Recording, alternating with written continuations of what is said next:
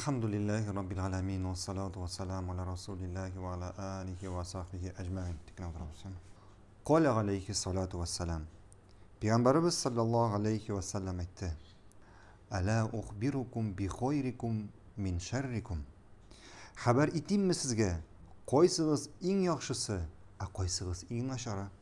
Khayrukum men yurca khayruhu ve yu'men şerruhu. Sizning oradan en yaxşısı kimden kişiler yaxşılık küte hem onun yavuzluğundan zarar kurmiler. Ve şerrukum men la yurca khayruhu ve la yu'menu şerruhu. Sizning oradan en naşarı kimden kişiler yaxşılık kütmiler hem yavuzluğundan zarar kureler.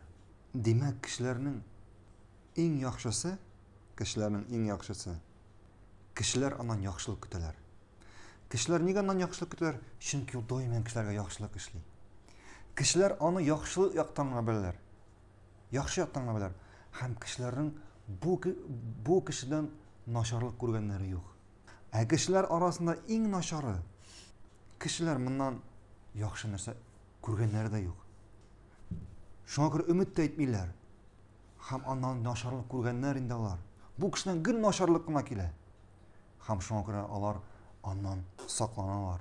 Onun naşarlığından emin tügüller. Anladınız mı?